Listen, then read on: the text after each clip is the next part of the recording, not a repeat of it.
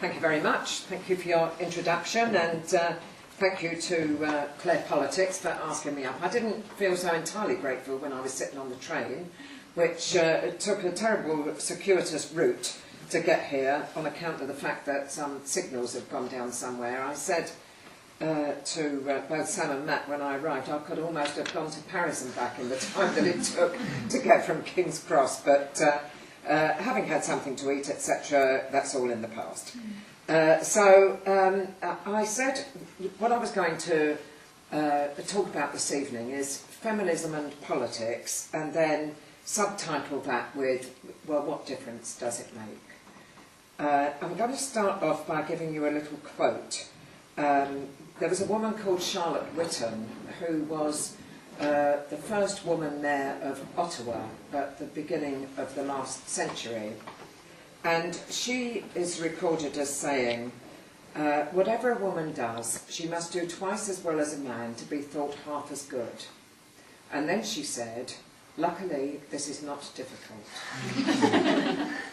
So, if that's true, if we accept the supposition that it's not difficult, how come women find it so hard to get to the top in the world of politics, in the world of business, of finance, public service, etc., etc.? So what's the problem here if we accept that what Charlotte Whitton is saying has got an element of truth to it?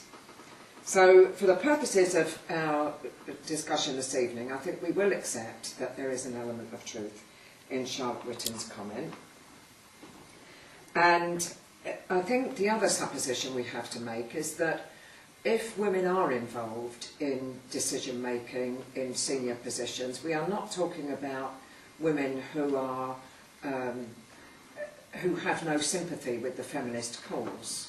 We had a woman Prime Minister for 18 years who, I would argue, was not sympathetic to the feminist cause, Margaret Thatcher. And therefore just having women in senior positions is not the end and be all. We need to ensure that we have, if we're going to have women in leadership positions and be involved, then they've got to have some recognition and understanding of how their position is going to influence the opportunity of other women to come forward. So we accept those two propositions, and then I thought we would look at three areas of social policy and then ask ourselves whether or not things would have been different within these social policy areas if we had had women in leadership positions either when these social policies were first devised or as they developed and went along. And I think the three areas I'd like to look at, first of all, education, secondly, legislation, and then thirdly, participation.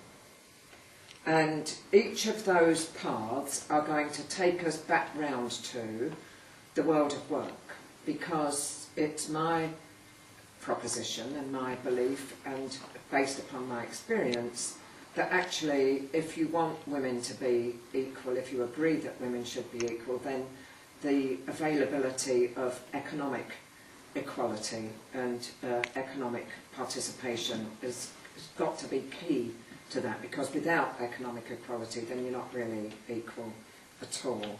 So that's the proposition, that we should move in that way. So if we look first of all at education, somebody gave me this book called Women in England, 1760 to 1914, A Social History, and I thought, it looks, you know, really heavy to music.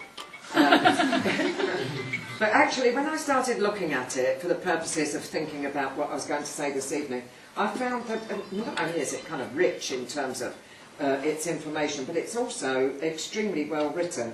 And it tells us in here, under the chapter about education, about it tells us about a lot of things, but one of the things I wanted to mention is the 1850 Education Act.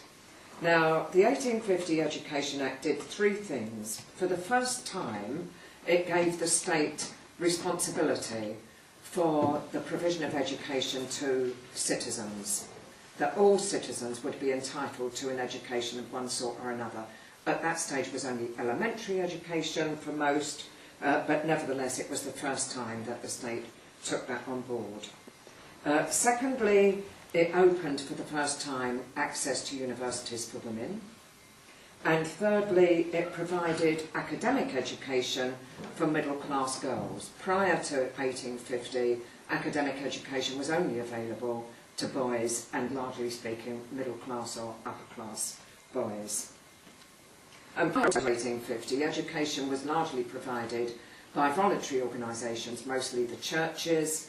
There was a real concern at that time that if the masses remained uneducated, remember of course in 1850 we're moving smartly towards the Industrial Revolution, life in Britain was changing greatly, and there was a real concern that unless people could see some sort of opportunity to move forward, then there would likely to be revolution on the streets, there would be chaos and disorder.